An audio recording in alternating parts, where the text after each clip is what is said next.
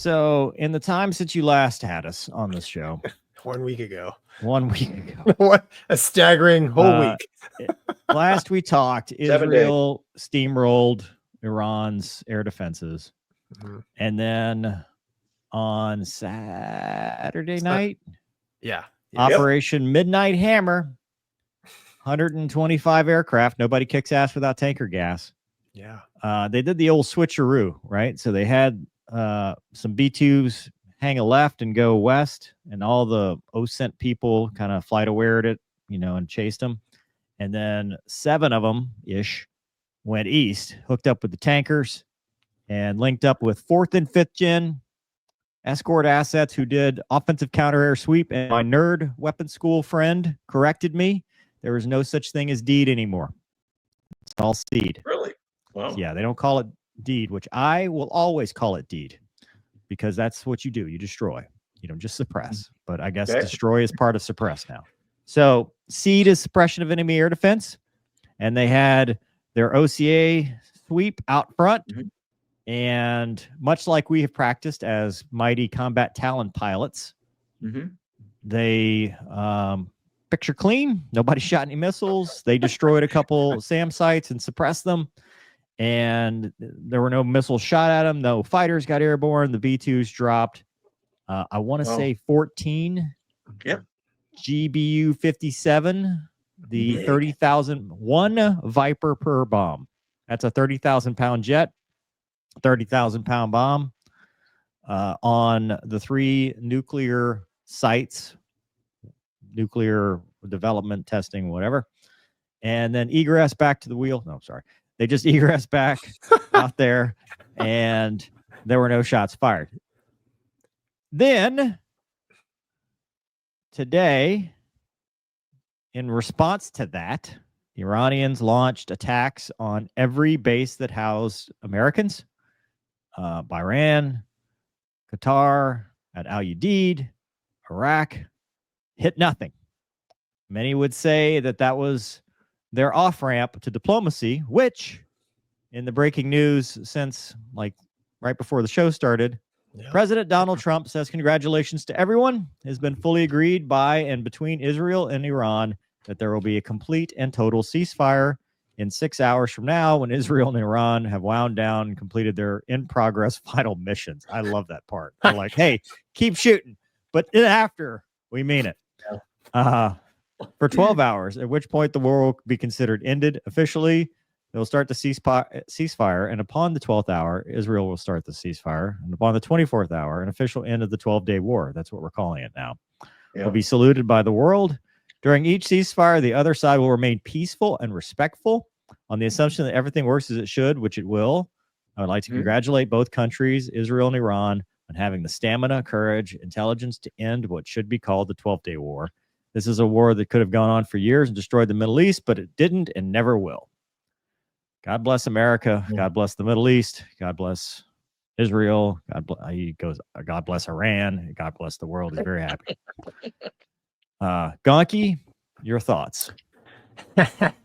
Well, you've said a lot. I have said a lot. You've said a lot. I had to set the stage. I had to get all of it out. Like I mentioned before, I've spent a significant amount of my life growing up in the Middle East. And, when I woke up, was it Sunday? I think we talked a little bit, because I'm not as plugged in as a mover. I immediately was like, oh no, man, not another, I didn't want another 20-year conflict. So I was kind of hoping it turned out as it did, one strike. It is a little bit, I mean, we kind of joked and laughed about it hey, you guys finished punching each other in the face, but in 6 hours we're going to be friends again. But that to me, the retaliation of Iran, they telegraphed their intentions, right? So that, I mean, Trump, the president was even saying, hey, thanks Iran for letting us know you were going to launch these attacks. So we didn't have any casualties. Yeah. It just, I don't know. Maybe this is really my first time as an adult seeing that kind of diplomacy, where it's diplomacy mixed with actually shooting hot rounds at one another. I don't know, Skid. What do you think, man? It's definitely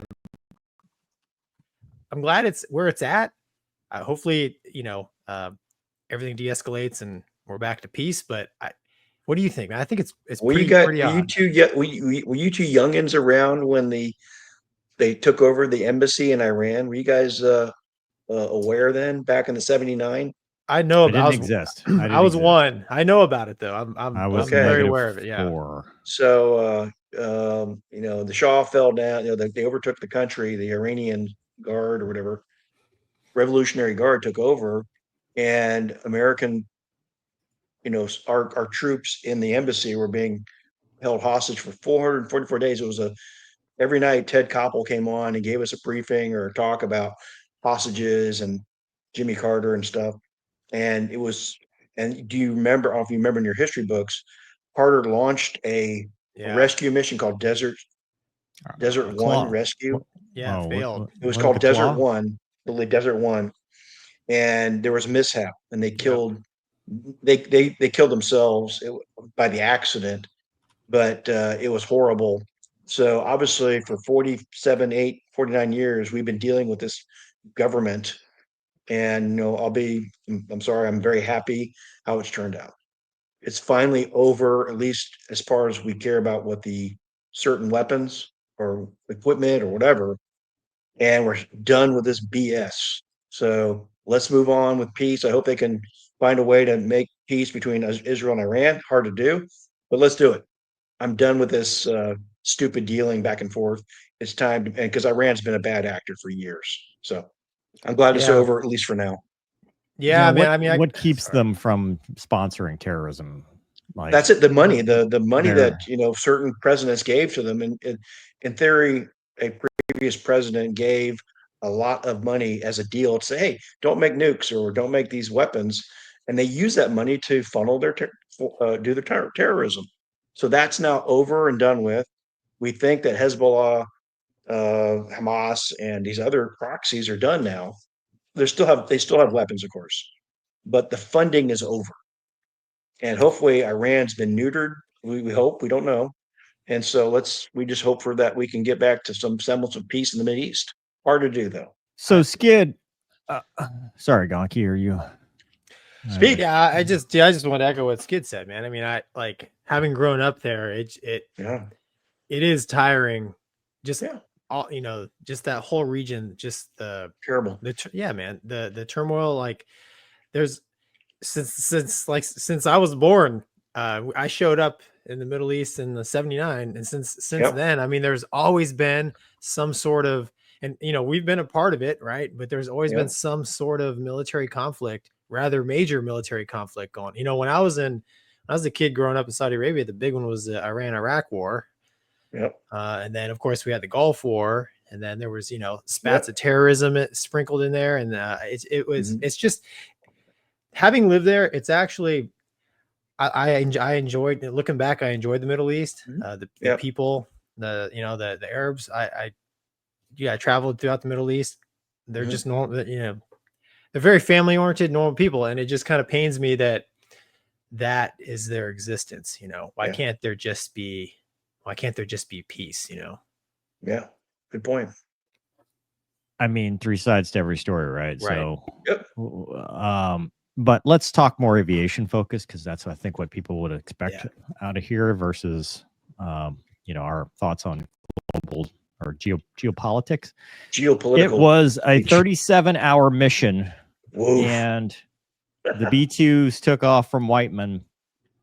Skid, you have some experience in the dark world. Yeah. Of the dark Yeah, arts of but yeah. you were solo. I mean, but without going to jail, what are your thoughts on a mission like No pressure, this? guys. Yeah, on a mission like this, I mean, what do you think, where you have pre-planned targets, obviously. Yeah. Oh, yeah. You are part of your stealth, but you still have fourth and fifth gen assets that are there with you. Yeah. So, I mean, what are you thinking? So obviously, I remember when I got to Holloman for the 117, and there was 4 of us, and myself and 3 other dudes in the class or in our class.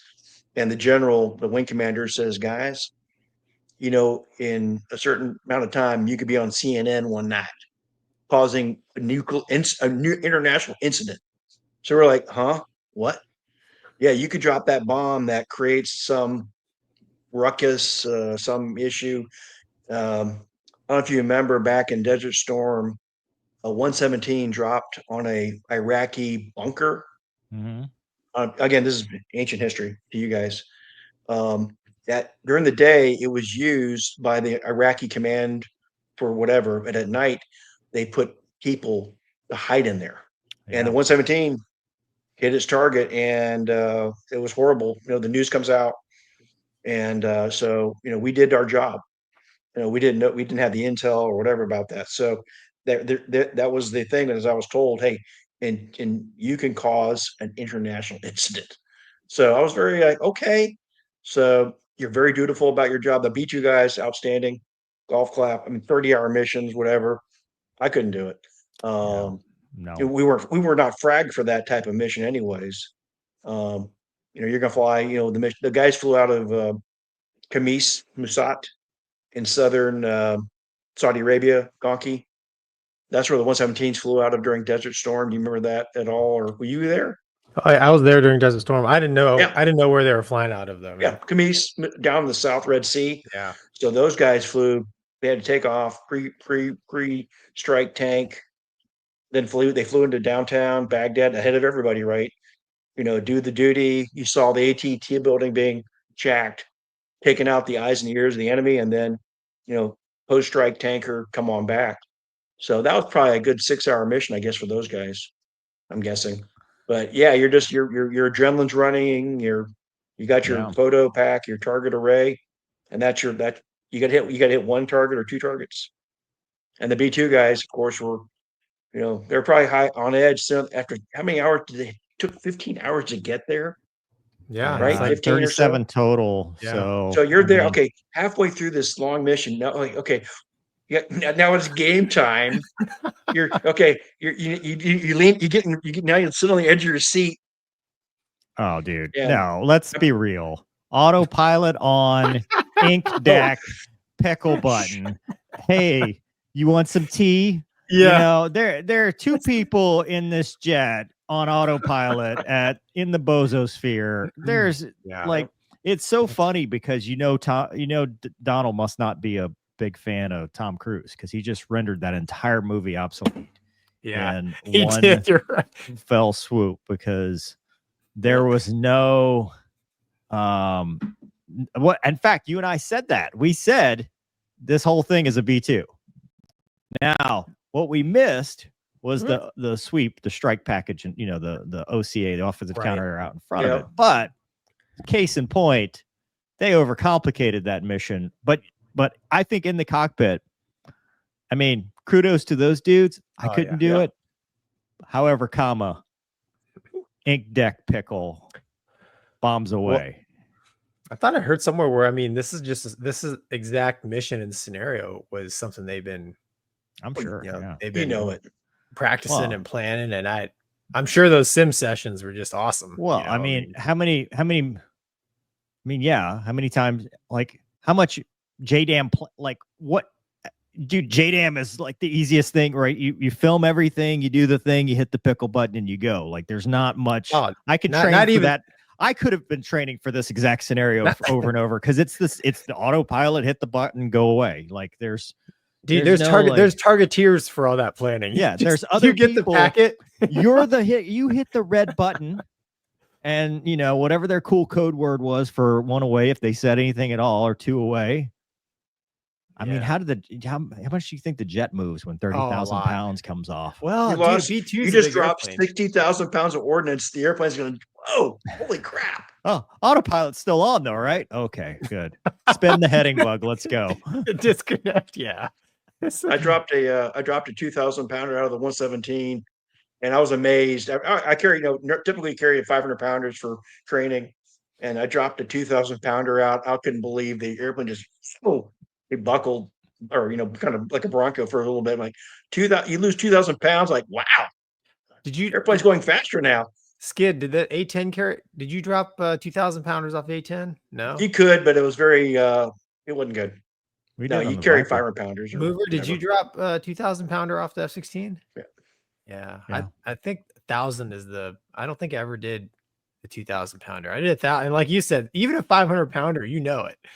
Oh yeah, you feel that thing come off, and it's Dink. like, whoa, Oh, yeah. bonk. Remind Yeah, me, I'm what is a GBU-24 weigh? That's a paveway 2 laser guided Yeah, bomb. that's a 2,000 pounder. That's on a Mark Yeah, 84. 2000 is a crowd pleaser. Yeah, dude, that Makes thing. a very nice show. That thing, because of the size of all the kits and the wings and all that stuff, that thing is worse than just a Mark 84 because that thing's got to fly. You know, Well, it's got to go. it's got the Hunyaker laser package on it. You got to make sure that's all good. It's a big honking piece of equipment. Listen, I make jokes. I respect everything they did. Oh, big I'm just time. a fighter pilot talking trash against the bomber pilot. There's been some frequently asked questions like, how did they poop? How did they do that? And I'm going to answer that for you because I've talked to a B2 guy, and it's with serious eye contact through the LCDs, the displays, because it's right behind the co-pilot seat facing 90 off, and you just look right, and you could make eye contact with the other guy or girl. There was a girl in there too. There was a female, a woman bomber pilot in this group. That's mask on. That's so mask on. You put your mask. Hey, dude, that's oxygen. mask. Gang load. Gang load that 100%. sucker. Yeah, all forward. Emergency oxygen. Oh, dude. Yeah. Right. I'm sure they had. Well, there's Cease a buzzer. radio. There's a Cease microwave. buzzer. There's a microwave, so they had snacks.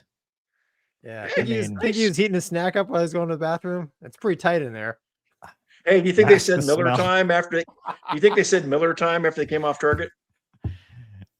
Miller time. Who knows, man? No. Who knows? I would say I I'd don't be know on the what- radio on guard.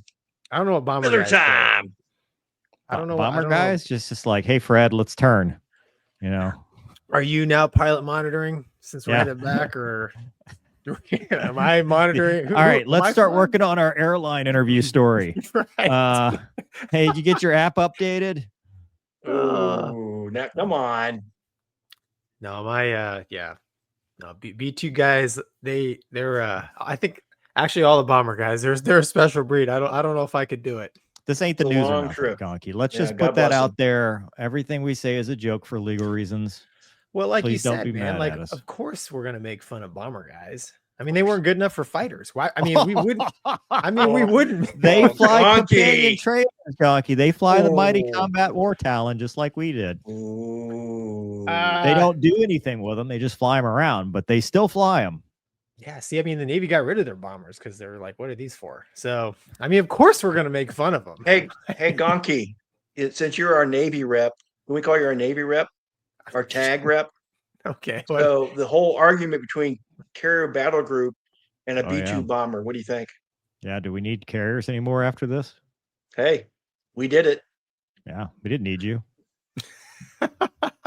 You're too busy shooting your own planes down. You need the carrier strike group because who's gonna carry the fighter guys to the fight, dude? Come on, guys. What are you know talking this. about? The fighter guys were out front in the Raptors because nobody kicks ass without tanker gas. We already covered that in the beginning.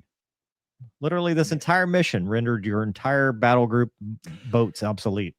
Hey, what about those Tomahawks that sub shot? Oh, yeah. Yeah, that's true. Another part of Top Gun Maverick, not so realistic because they waited till after and then shot them, not over their Well, heads. they didn't strike first. They didn't shoot them first. That said, would make too much tactical sense for a General movie. Raisin Kane said that Raisin? they shot him after and maintained the element of surprise. But Wow. I don't know. He's awesome, by the way. I watched his brief. It's cool. And that dude is cool. He follows He's me on spot Instagram. on. So, hey, sir, how you doing? Hello. Great job. If you need any help in the Air Force, I can fix things. Mover can fly. I can fly. I You can can fix fly. things. You can fly a I can plane. do some stuff. I promise to be nice to the bomber nerds too. Oh, dude. Yeah, we're never going to get Yeah. hired for anything. So anyway, that's the end of our lesson for today on that. The THAAD system did really great against shooting down the missiles to nowhere that the Iranians were doing for their own PR purposes. Yeah.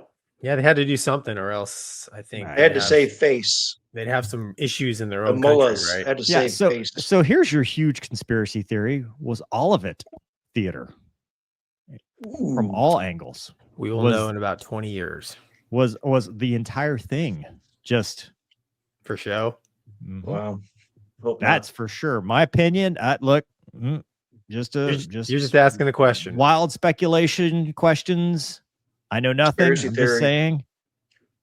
Yes. Yeah, dude. I don't know. That's like I Was said, it in maybe theater? 20 years we'll know. Yeah. Yeah.